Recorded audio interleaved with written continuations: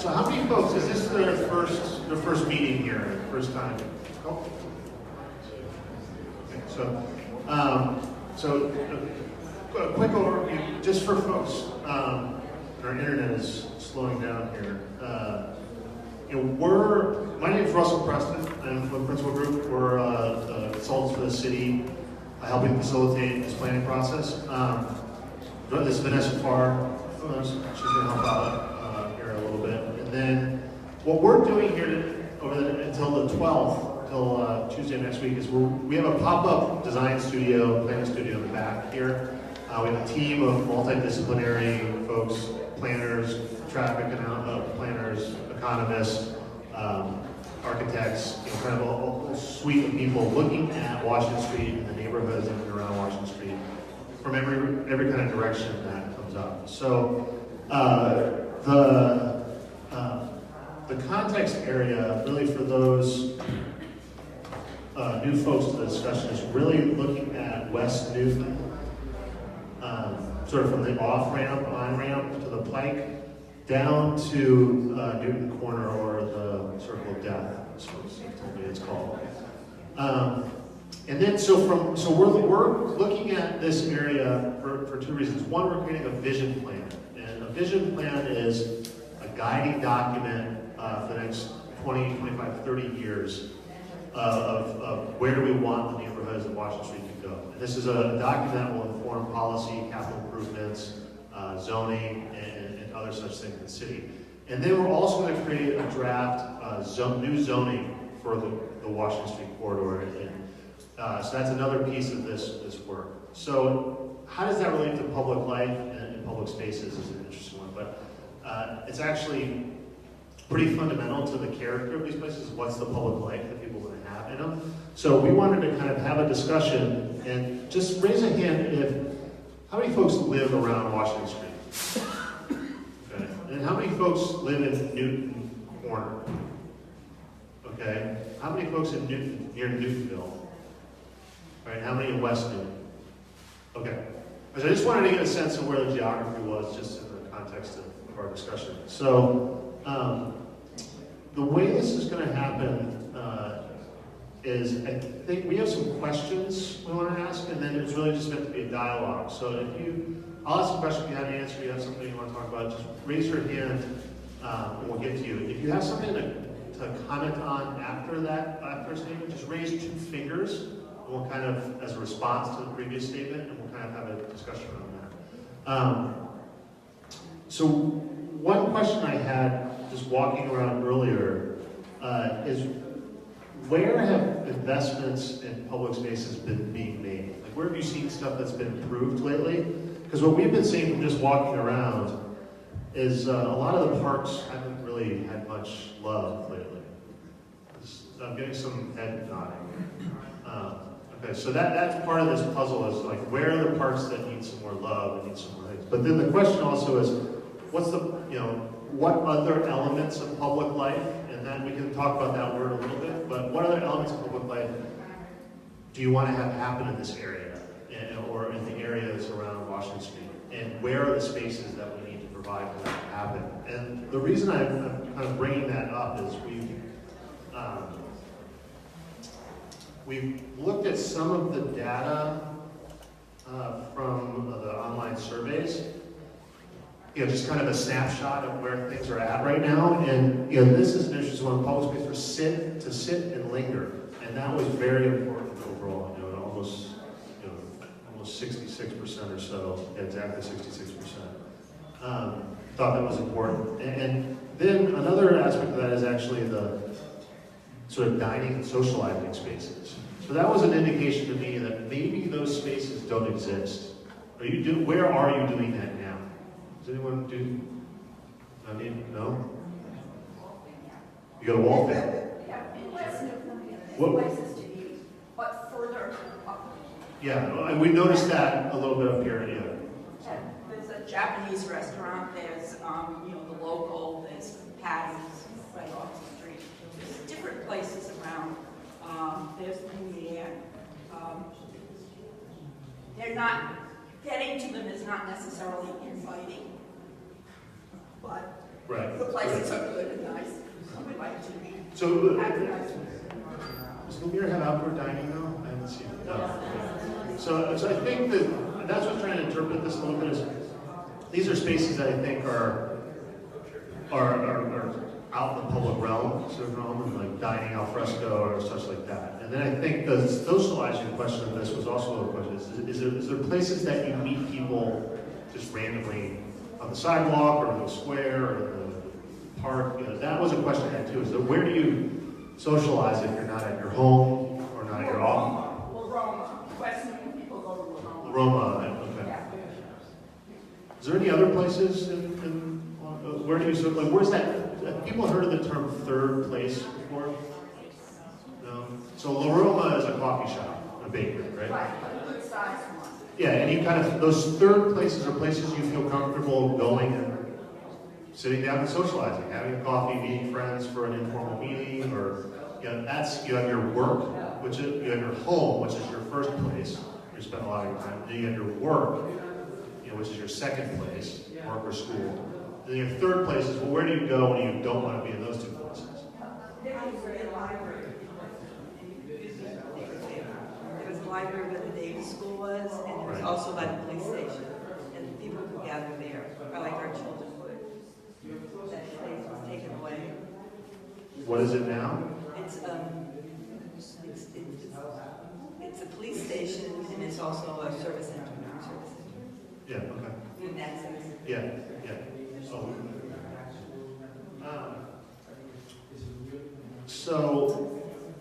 So any other places besides La Roma that folks go to those third places? We had a couple hints here. Yeah, But I think in Westminster Square, there's a huge crime with Jack Ryan's heart was found. Benches are broken, sidewalks broken. Where is? Right next to the police station. Right. I'm still getting the local names of the parks, so bear with me. So this is an interesting park because this used to be where City Hall was. Do people know that? Yeah. Interesting that we learned that yesterday. We had another comment in the back there. Gentleman in the back. There's a lot of older folks in this area, and I guess they all look after me to me. For the most part, I spend at least 2 days a week at the senior center. It's a very popular space to see seniors and others.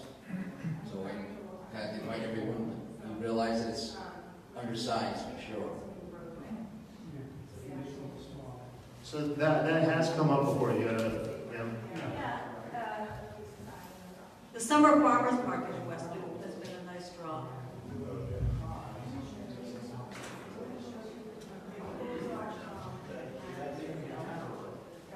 So the senior center, I want to come back to the farmers market too in a second, but the senior center is kind of, when we're walking this stretch of Walnut, this is sort of kind of an anchor to the end of that commercial sort of mixed use area of Walnut Street.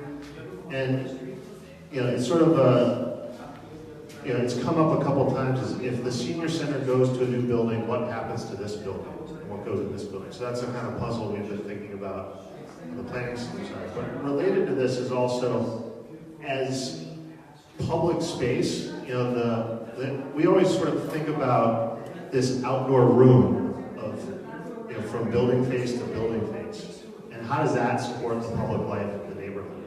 And I think it's interesting to look at the interaction of the folks that are coming to meet and interact and socialize there, is how much are they interacting with this Main Street now, and how do those uses interact?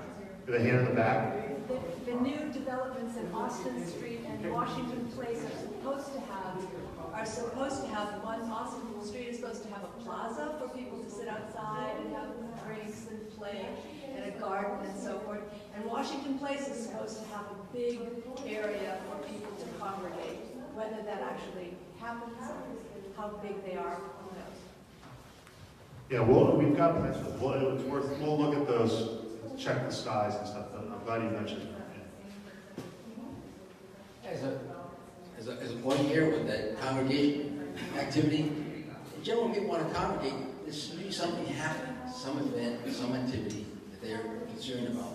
Like typically the arts in particular is one of my favorite subjects. I think when we start having congregation points, we want to have something that's entertaining to us in terms of some form, whether it be a dance activity, a musical activity, or a real arts type activity of paintings and the like. But there's such a variety, and this congregational activity and gatherings tend to imply something of that nature being associated with it. And if it's a mixed variation of those and all the above, then you really have a gathering.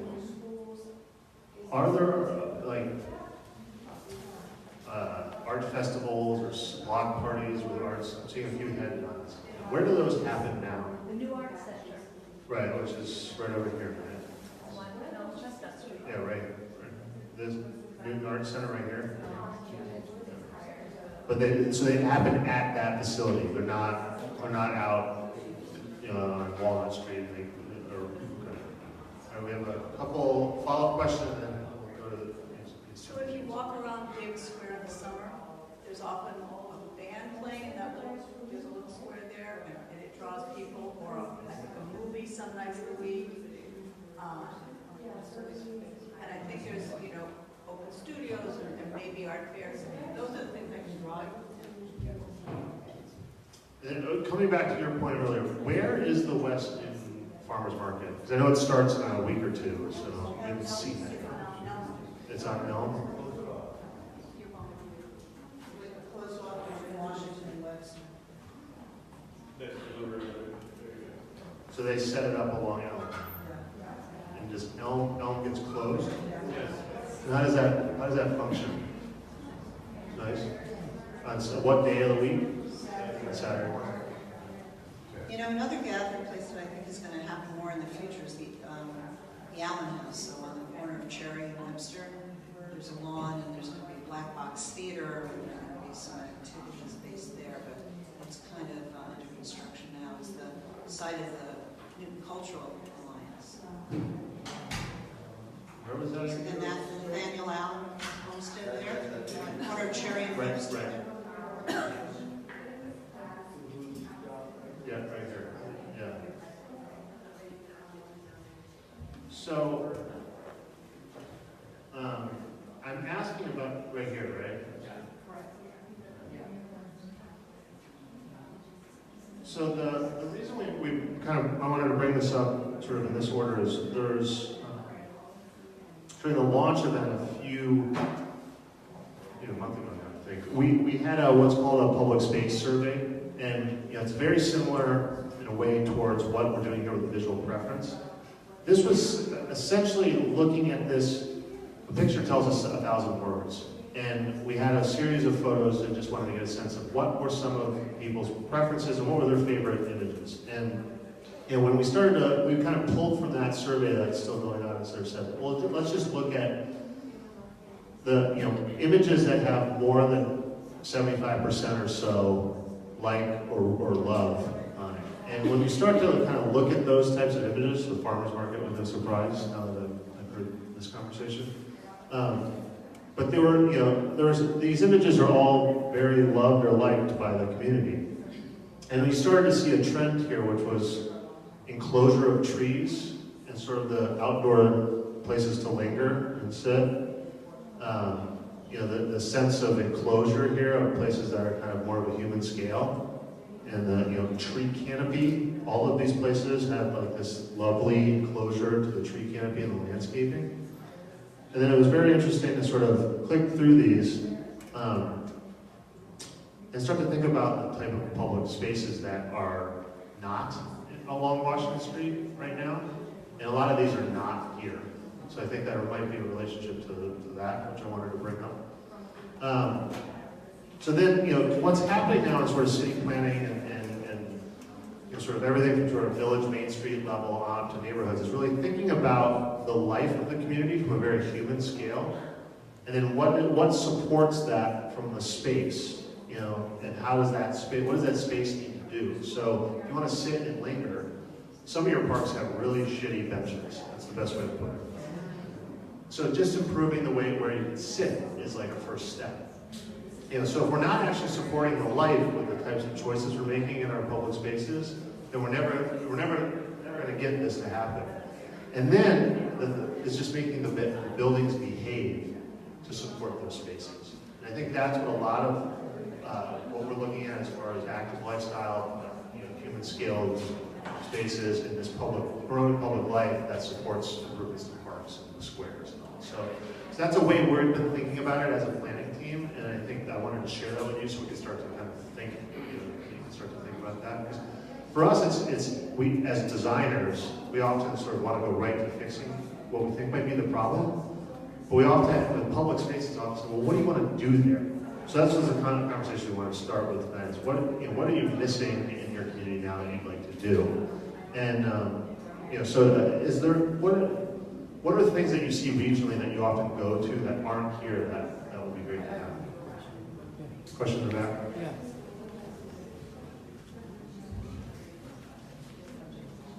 I'm at a loss for words. Improve the park benches, go to that tomorrow. That's the Mass Pike over there. This is Washington Street. It goes from the Mass Pike to 128 and Watertown Street. Adding one more car to this is disastrous. Disastrous. This is hell on earth. Where you park benches, planting trees. I've been here 50 years. Newton has been planting trees for the past 50 years, and 90% of them die. Every single year they die. They plant them just for shits and giggles. But walk down the street, tell me how many trees are there. They just die. And you're going to add one more car, one more apartment. Are you going to do it on Otis Street? Otis Street is a nice street. Why don't we put those on Otis Street? You're going to add this Newton North High School, another school the other way, and that intersection is going to be devastating. We should find out who is in charge, the alderman, the mayor, and after one of these buildings is built, then go back and say, what? We're talking about putting all these little beautiful things that you're seeing there. Are you blowing smoke? Really? I know you're talking about, you keep saying about these, oh, beautiful this, oh, it's Paris, gay Paris. But it's not that. It's not that you're adding how many more apartments? Do you think this can handle it? We're not adding anything. We're here to ask the community, what is the character and what would you like to see Washington Street be like? Like Otis Street, like Otis. Otis Street. Yeah. Like Newton, Victorians, bring it back like it was. Bring the trolley back. Bring Norm Baker Park back. That's what Newton should be like. Not that. Bring back what it was like. What was it like 50 years ago? What was it like? Bring what's best of Newton over here. What's the best part of Newton? Did you go to up the hill? A little bit up the hill, bring it here. Bring that here. Exactly like it is. So this is Washington Street. Right. From 1905. 1905. So we have been looking at the history and trying to get a sense for what was here, and learn from that as well. Right. So the question is Washington Street has evolved over the years. Right. Some of the choices maybe were bad choices. That was a bad choice. So what other bad choices were made that we? So now let's look at what's great about Newton right now. What is great about Newton? Have you driven up Otis Street, Newton Highland Ave? Have you driven up and down those places? Bring it here. Bring that nice area here.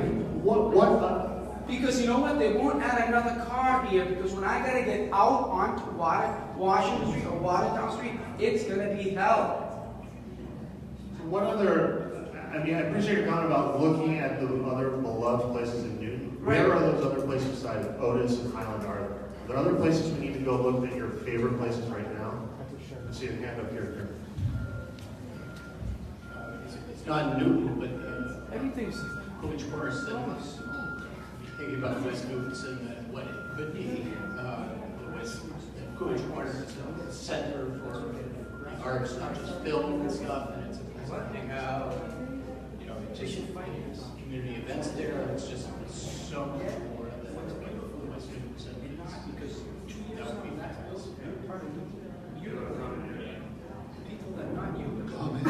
Comment?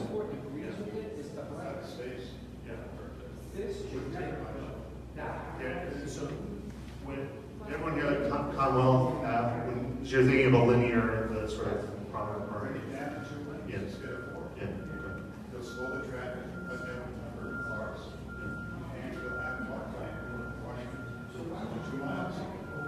One of those sections, Ron? Can you tape those off, Bush? Any other favorite places in and around Newton or in the region that we should go look at? I'd like to talk about an unsafe place in Newton. Yeah, that's another way of looking at it. Any places that are abysmal and you want us to look at that we Yeah, don't look Needham at? Street. Needham Street in Newton. Needham Street in Newton has one lane each way with a turn lane in the middle, and it is a disaster. The entire street backs up all the way. Parker Street, another terrible disaster. We have one lane each way. We put in lots of street lights so kids could cross because they're going down to Oak Hill, Brown, and Newton South High School. The traffic backs up all the way from Newton Center past Route 9. I can't even get out of my street into Newton Center because the traffic backs up so bad. Changing Washington Street to one lane each way is the dumbest idea I have ever heard, based on what happens every place else in Newton where that exists. The only way any traffic gets through here is because we have 2 lanes each way. I cross Washington Street every day, twice a day, and just getting across it is a problem because the streets that cross it are one lane each way, and they back up for miles. So let's not. Yeah, do that here. there's, we'll look at that Needham Street for sure. I think we maybe missed the traffic discussion that we had previously. We had a long discussion in there about, you know, the differences between regional trips and local trips and how there's trade-offs between supplying people's access to the pike to get in and out of town or to bypass the backups on the pike to go through this area. So I think there's an inherent tension between what's happening in the villages and the commercial areas, the Main Street sort of areas of the villages, and how to support those small businesses and the life of those places versus getting the cars through them. And for example, just experiencing this one and also Newtonville, you know, the pedestrian of getting out of your car once you get there and walking around, like how long you have to wait to cross the intersection, that's a piece of this public life puzzle I think is related to that bigger macro issue of regional traffic. So we're attuned to that issue. We don't have a couple solutions to show you yet, but that's come up a few times. So. Yeah, I just like to echo what that woman said back there. Doing one lane, anybody who wants to make a left going any direction is going to have traffic pile up behind them, and it's dangerous. So, you know, I think 2 lanes going one direction, 2 lanes going in the other direction is a solution. Some sort of safe way for people to make a left, no matter where they're going on Washington Street. So this is 2 lanes going in both directions here, right? So has anyone spent any time in this green space ever? No one uses that. So I asked that at the previous meeting too, and that was the same reaction. So this is, you know, this is land that's not really supporting public life in the neighborhoods or improving the neighborhoods. So there's a question that came up about what do we do with this land, and from a standpoint of public space, could that be used better? Now the issue here, this where your comment is, you know, this I think we measured earlier was, I'll measure it again, but I think it's 49 feet. So it's 4 lanes. It's incredibly large for 4 lanes to begin with. So the amount of pavement that's here just across, and we've come back to this spot a couple times because, you know, the public life of the neighborhood also has to do with how you get in and around it. And this is a bus stop here that people have to stand at. Does that look like a friendly place to spend any time? And you have to cross, there's not even a crosswalk here. Have you already talked about sound barriers? Yeah. That's come up a couple times, so it's on our list of like how to mitigate the. Yeah, we the really pipe. like those. Yeah. Because it's So- really loud. All right, we had another, so if you have a follow-up to a comment that we're talking about, just raise 2 fingers, we'll come to you. Okay. You asked about what spaces we like, and it took me maybe a decade to know that the Charles River Greenway is very, very close to here. And somehow, you know, it seems to me that it's a hidden gem for this area. And I'm not saying it's connected to Washington Street, but somehow to engage the state in how to make it more part of the life of our community, I think would be a huge benefit, and it's already there, and they're continuing to develop it. So on this side or up in here? Well, it kind of comes all around. Well, there's been a lot of discussion, just to not digress a little bit, but as to how to connect to this section of the bike path along the Charles now. And whether you kind of have to go through the Circle of Death and down, or whether you come up through Watertown and get on there. And that maybe is, you know, both from a biking, walking, running, but also just from a, maybe, yeah, we haven't looked at it on that end of the neighborhood. Yeah, yeah. No, we'll look at it from that direction as well. That's a good point. So we had a follow-on. I think the point about Needham Street is well taken, as well as Parker Street. But when you're on Needham Street, when you look at it, that's all retail and restaurants. And Washington Street, there's a lot going on one side. A lot of it is residential, and there's not a whole lot going on the other side. So I don't think that it's comparable to say that narrowing Washington Street would be difficult like narrowing a Needham Street, because it's not people taking lefts and rights. There's really nowhere to take turns other than you drive into a fence. So it's different. It's a different. No, I think that's an interesting point. Just to come back to this, because I actually know Needham Street pretty well. I've walked it up a number of times.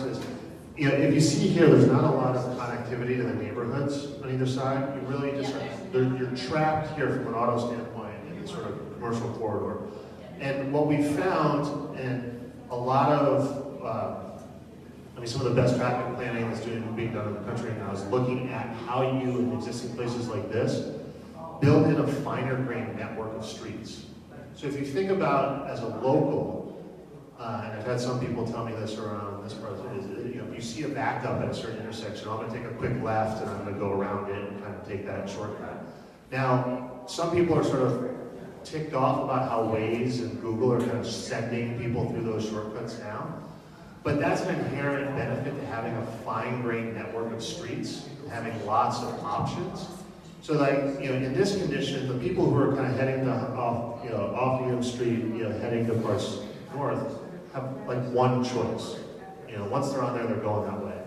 So if we look at it and you have a network of blocks, and you know, you get, you know, almost exponential growth in the number of choices that cars can make to get from one destination to another. So what we're finding is that part of the traffic issue on Washington Street might be that you don't have the right number of choices to get across the pike.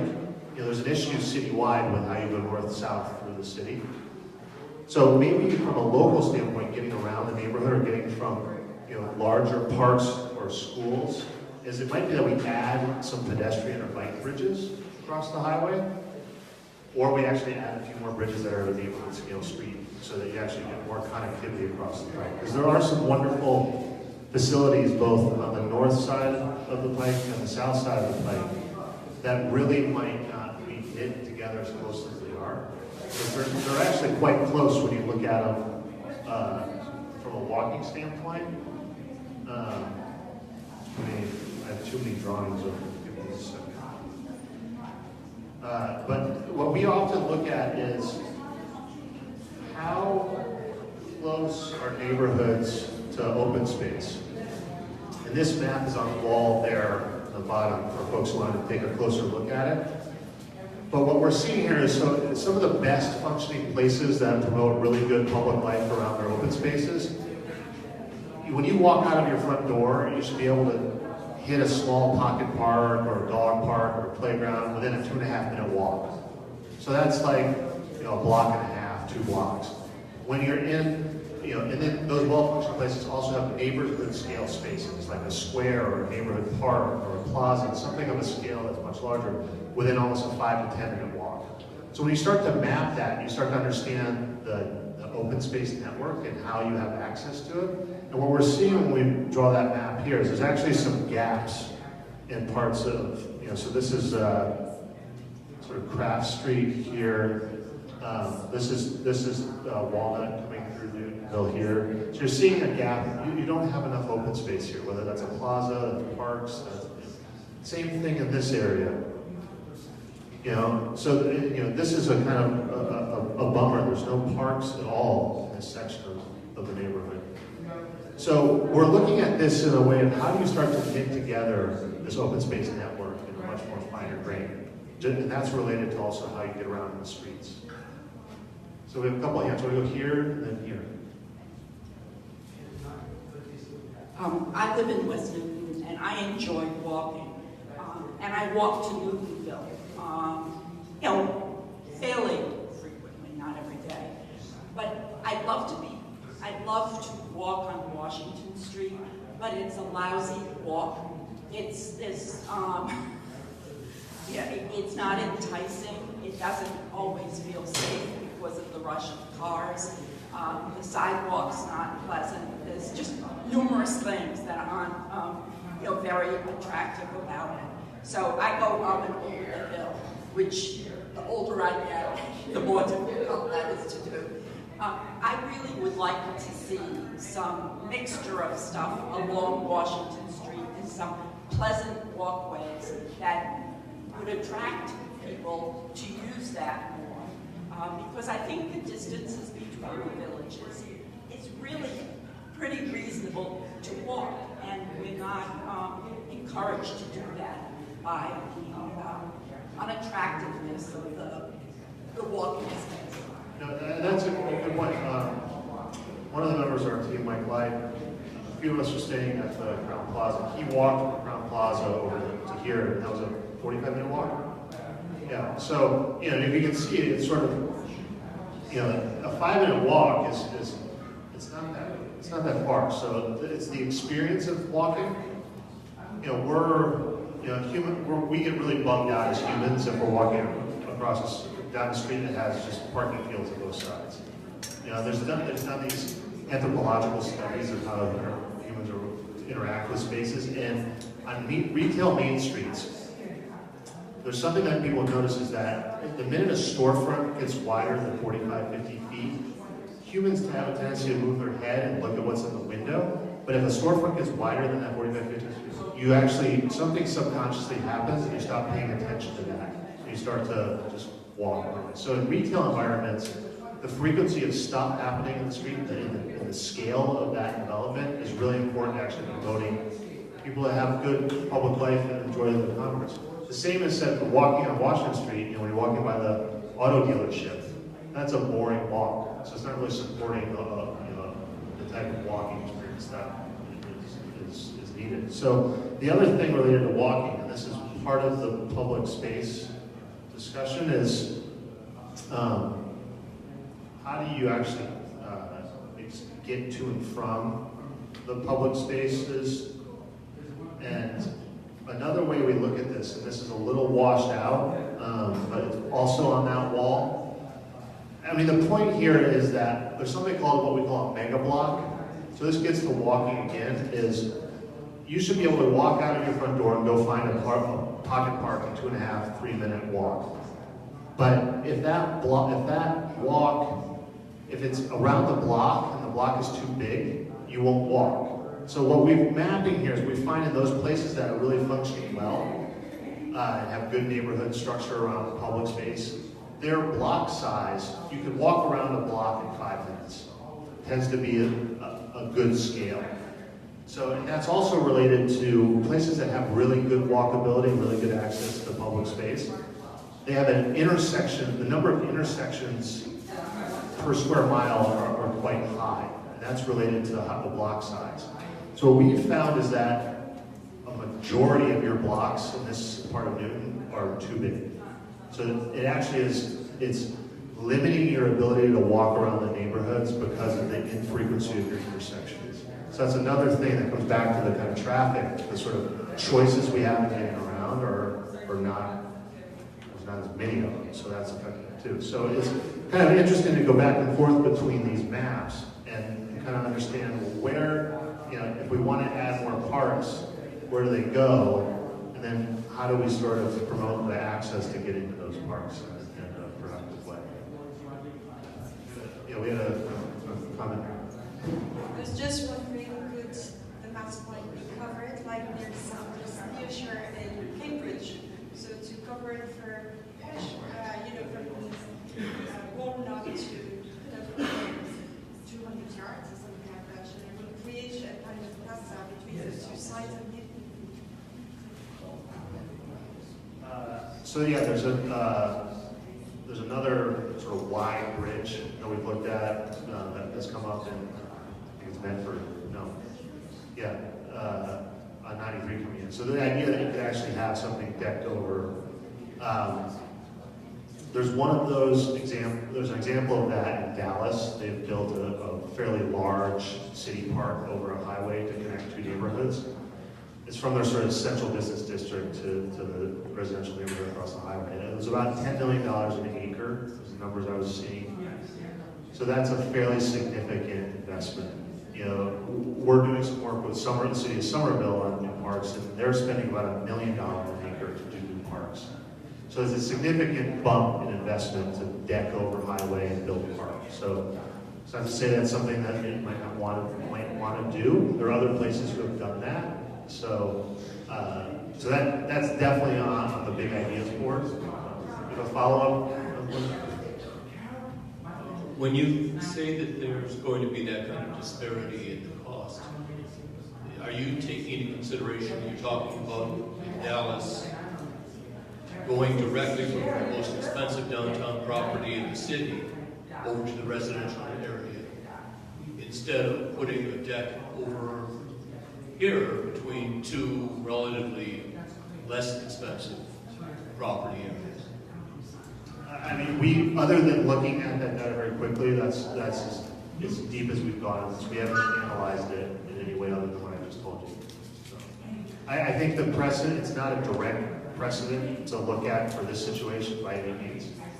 So that's something that can factor into that. Hi, I'm Jenny Bell. We just walked here from Newtonville down a very lovely Watertown Street. And so my concern is with all of the hubbub on Washington Street, what that's going to do to our lovely little Watertown Street. My mic died, so that's a good question.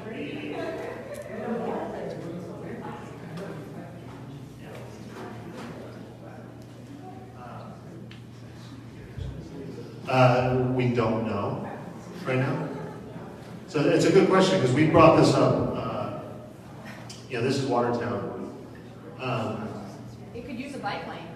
So a question we've been having is where do folks want to go on the ride their bike from this part of town to other parts? And this is might be a stronger desire line to get to like the Charles River to go on other parts on the ride than riding down Washington Street. So we've had that discussion a couple times now. But then there's also the discussion, well, I want to go from West Newton to, if I want to ride from here to Cabot to get ice cream, I'm going to go to Washington Street. No, you're not. No, you're not. Oh, I'm asking. Ride on Watertown Street, and then you're going to cut across. Yeah, so that was our sense too, is what's the right desire line from a cycling standpoint? Then, we're kind of looking at Watertown and seeing what can the street section accommodate as far as other facilities or modifications of that street? Just in the context of what happens on Washington Street, what are the trade-offs between that point about what goes on Watertown? So it's a good question, I think. So we've actually started to draw some pictures to try and figure that out. We have any go ahead. I have the mic. Hold on.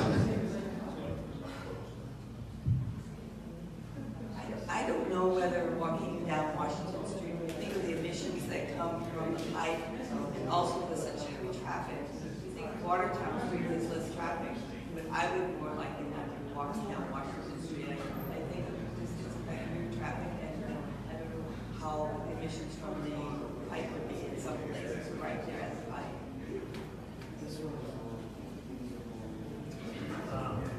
Yeah, I'm gonna stand here just so we can do this better. So yeah, this side here, well, we've been thinking about this issue for a few years now. Some of the research from Tufts and MIT, talking to some of the folks who are doing that research, they are suggesting the best way to kind of mitigate these issues is actually dense shrubs low down that will catch the particulate in the air before it gets airborne. So that's one actually very simple thing to do. That has not gotten out into the urban design sort of city planning world as much as I think it should. So we're actually trying to figure out from a dimension standpoint if, there's land here that are in berms. Sometimes there's a retaining wall. So there's a couple different conditions on this edge. But one of the sort of moves is probably, maybe there's a sound wall, maybe there's not, but at a minimum there's probably some type of dense bushes and hedges of planting that will help create a green screen, a green filtered screen on that edge. That's an idea we have on the board right now. That helps then thinking about what happens on this side and how that might, when tree canopy and other dense vegetation help with noise is another thing to look at. The sound wall has come up, but we'll draw it, but 15-foot sound wall is also the option.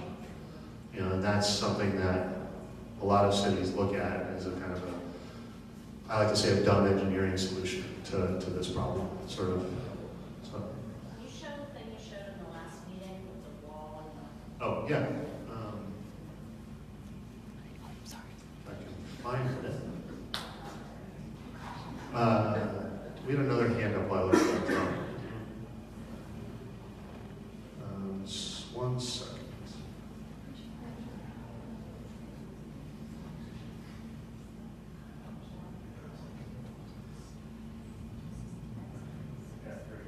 So, a few years ago, this is Mystic Ave and coming off 93 North, and sort of if you wanted to get on McGrath Highway. This is an elevated section of 93, and the city of Somerville, this is in the Winter Hill neighborhood. A sort of direction that was emerging out of that neighborhood planning exercise was how do we actually repair this, because this was adjacent to a lot of fairly mixed demographic, lower income housing units, mixed demographic housing units, affordable housing, all sorts of sort of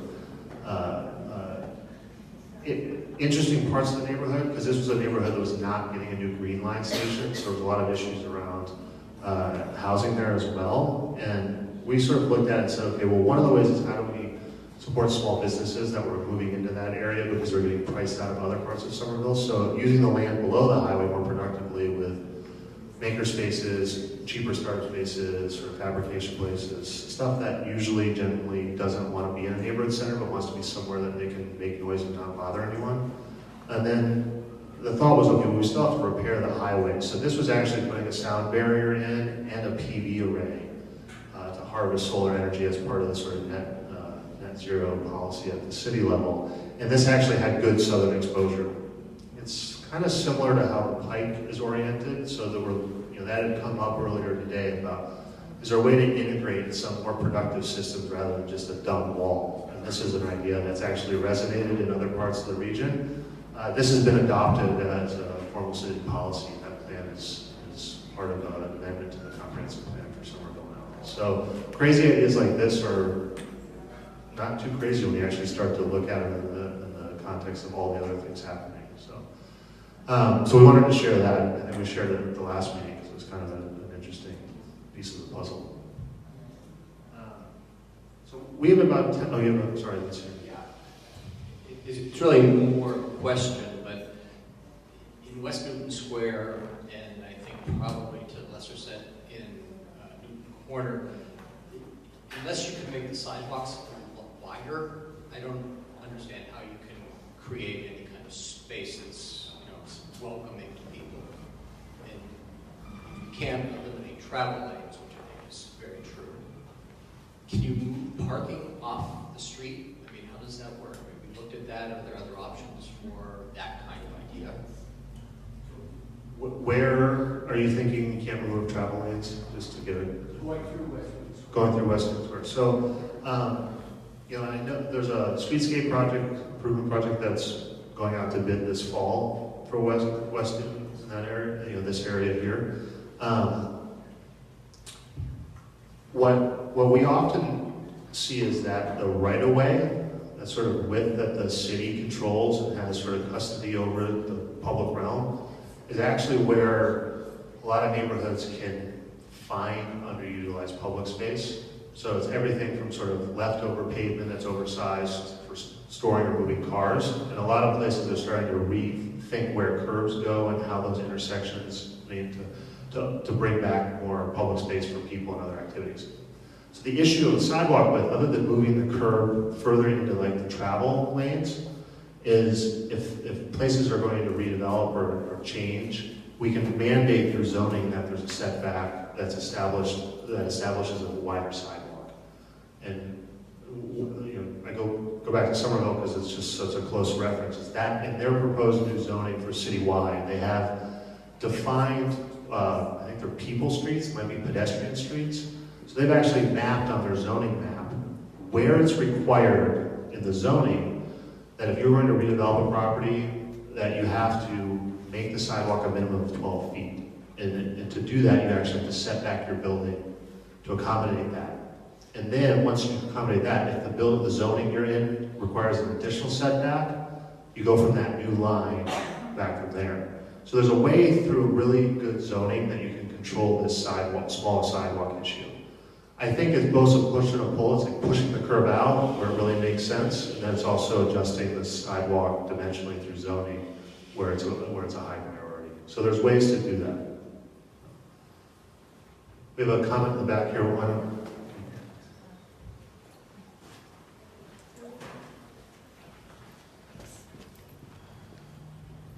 Thank you. My name is Margaret Ward. I live on Washington Street, actually. I lived for 20 some odd years on the corner of Walnut and Washington Street in an apartment, and then recently I bought a condo on Washington Street. I just want to speak to the air quality in our area. Now this is going back in early 2000. I learned early on that I don't have white dust in my apartment. It was black. I mean, you get soot in this area. So I can't imagine in a few years' time, with the traffic on the Pike increasing, the traffic already on Washington Street increasing because of development happening in Watertown and Waltham along our borders, that with more and more traffic, the air quality is going to get worse. If you look at houses, they're covered in gray soot. I mean, power washing your house becomes a necessity now living in this area. So when you ask about what you see for Washington Street, well, I think along the Mass Pike, you can't put enough trees. More trees, and also a sound barrier. More trees, more shrubs, as many trees that you could possibly plant and add greenery that you can add to this area, all the way up Washington Street, entire way. I mean, because it's disgusting. And it's really, you don't even want to sit outside of my porch. You have to wipe down all the furniture after 2 days. The other point I wanted to make too is with all this massive high-density development happening, developers want to put a waiver for parking that's required. They don't want to provide 2 parking spaces per apartment unit. They want to do 1.25. So as a result, that makes on-street parking, the demand for on-street parking increase. So with these developments happening, where you see maybe Washington Street vacant, there's not a lot of parking on there. As these developments are going up, and Washington Place, rest assured, when that goes up, there will be people parking along Washington Street. So the concern that I have is we cannot eliminate the on-street parking because it's going to be needed once these developments start going up.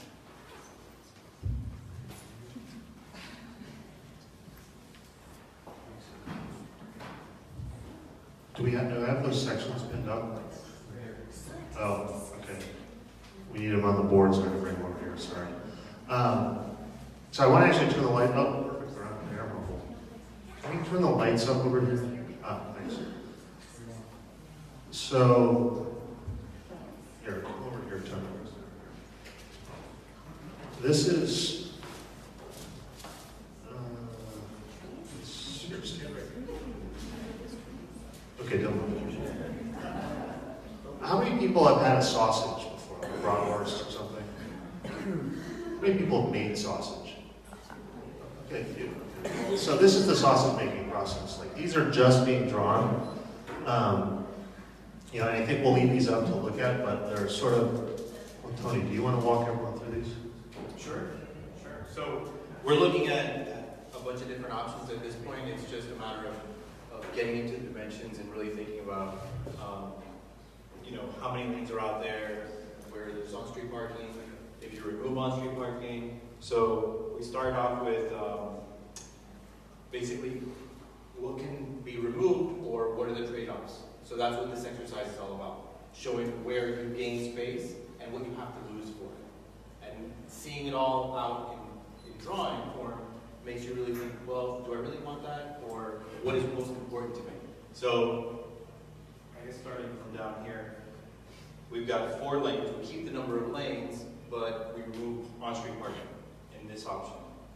Not consistently, because you've got a 17-foot sidewalk area, so there are places where you can cut in for on-street parking in that location.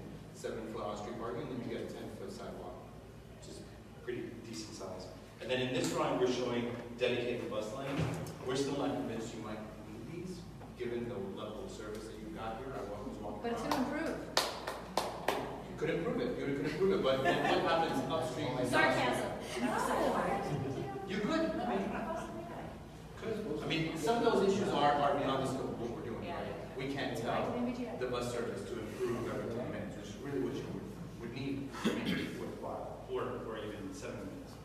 So here's another version of that. You know, where do you put the on-street parking? Is it loaded on the inside, closest to where we are right now, or is it on the other side of the street? And then also, you know, some of these are one-way. So you might have 2 lanes for buses on the far side and 2 lanes for regular travel on the inside, or you just kind of mix them up. And then up here we go for more, you know, interesting public space proposals where you remove 2 lanes of, you go down to 2 lanes of car travel, and then what do you do with all that extra space? My personal favorite is this one, where you have more of like a roundhouse or a paseo, it's a European style linear street, where you would have on-street parking, you would have travel lanes, and you have a very generous sort of center median space that would be lined with trees. And then Common style. yeah, absolutely. That's the common style. But you're cutting down to a single lane of traffic. That's correct. That's correct. So, at work, we've been dealing with some architects and commercial real estate brokers, and they're already looking forward to a time when there are going to be fewer cars in a driverless situation. So that might suggest that you don't allow street parking, but you provide multi-level parking structure that can be demolished, you know, at the point where it's no longer needed. But enough space and enough level so that there isn't a shortage of parking, so that, because when there's a shortage of parking, people will stop even trying. I'll go somewhere else where I can park. So if there's enough parking and it's not expensive, it becomes an inviting space to drop your car and walk into the center and not worry about your time. So a couple of points on that, I think. Yes, thinking ahead. And what is the flexibility of your street? You're going to spend millions of dollars, tens of millions of dollars redoing the street. Making sure that it's good for now until the next 30 or 50 years is important. So how do you detail the edge of this condition? Perhaps this is a curbless condition where now you park there, but in 20 years when you don't need that space, it goes back to being pedestrian space, right? And either way, you're still going to need drop-off areas for driverless cars. And then in terms of the parking structures, also, I think beyond the scope of what we're working on, but thinking about how you adapt those buildings. Think about 100 years from now, they're going to look back at all the parking structures that we made. Like, what were these people thinking to make these concrete empty structures that were not retrofittable at all? So making sure that there's enough head height that you can actually make those buildings usable after the lifespan of where they're going to be parking. Could it ever be a nice kind of place to walk along the last light? There also too much noise. That's a good point. I think. Why spend so much money doing a shop, when other things will be done? Yeah, that gets into the questions of what happens on the edge, on the side of the highway. Even 20 feet the noise, it doesn't stop after. It doesn't, but imagine all the trees. Imagine having this many trees to accept the buffer. You know where they have that remnant green space? When you walk close to there, it's a lot, you don't hear the highway as much. It's a lot more reduced, I think. I mean, so I'm assuming this is like, the 30 or 50 year vision where the trees are helping with that, but you're right. So this is a complex discussion because I learned something yesterday or 2 days ago about the gas mains in this on Washington Street. There's a lot of leaks. And if you drive the pike and pay attention to the trees, you'll see a lot of dead trees. And I've been told that's because of gas leaks. So any of these improvements, even little interventions, if we're going to put street trees in, they're going to require an amount of work that's unknown right now about fixing all the gas leaks. Actually, the guys that are out front here are fixing gas leaks. So that's another component to this. That's an underground cost that's not involved. So I think there's a whole discussion here around priorities of not just what is the design, but also what are the priorities of capital improvements to the city as well. So this is an interest really, not to make it really messes, but we're inviting you in to make the sausage with us, so you need to know what's going on. In the meeting before, the gentleman mentioned that planting trees, 90% of them died. And we live in the Woburn area, which is kind of contiguous, but it is true that many of the trees all over Newton are dying. When you call the gas company, unless there's imminent fire available, you're not on the priority list. So this is really a systemic problem. So before you invest, clearly that needs to be checked out. Yeah, so the person I got that information from yesterday or 2 days ago, was the mayor. So she's paying attention to this. So another bit about street trees is, I can't remember where this came from, but it's a 7-year lifespan for the average street tree that's being planted now. 7 years. So there's a humongous problem in the landscape architecture community and the public works community with how we actually are planting street trees. And I've done a number of street tree projects, and some of them have been around for 15 years plus now, and they've gone from 2-inch caliber trees to 6, 8-inch caliber trees. So I know if you can do it right, the trees will live. It just costs a little more, it has a little bit better design thought given to it, structural soils, there's all sorts of funny things that you can do to make an urban street tree really thrive. Yeah. So digging a 4x4 pit and throwing a tree in doesn't work. So I don't know, we've heard that before. I'm not sure what the planting details are that Newton's using, but we could look at that and start to give a little thought. Because if you're going to spend a lot of money putting trees in, you want to make sure they live. It's not worth it if you don't. Russ, you said that you have extensive studies on pollution. Can you talk to the dust and the dirt that was brought up? Can you speak to a little bit about that? What do you think can be done? Other than bushes? Whatever. No, there's some studies from Tufts, I think, MIT. So it's a public health. The people in the public health world are looking at this. So I think it's, we made a mistake running highways into our center cities and through our neighborhoods. That's what these studies are showing. So the folks living and working around the Pike, we just have to figure out from a public standpoint, you know, what do we need to do now to mitigate that adjacency, that proximity issue. So that the public health world is looking at that, you know, CDC is looking at that. So you know, I think this is an excellent case study in how to do it. So I think some of the creative ideas about capping it and doing that are very expensive, but that is ultimately the solution that might take care of it, you know, perpetuity for generations to come. So. Do you see that as being a definite priority, this project? Cleaning up the air, planting, having more trees, more trees, more trees? Do you see that being a real priority? Well, I'd like to flip that around and say, is that a priority for U.S. community members and all? Raise your hand. Okay. So I want to respect everyone's evening, but you know, we're here to help facilitate this discussion. So I think that's a big idea that people are saying, oh, that is a big idea. Let's keep going on that. We're going to keep going on that. So these are drawn. They're literally like you pull them off your desk and take them in sports. So so I want to respect everyone's evening. So we're going to call it there, but we'll be up here with these drawings. We're going to take a closer look and we can get some more input. We'll kind of keep the studio open until about 9 or so if you want to hang out. Thank you, everyone. This was a good discussion.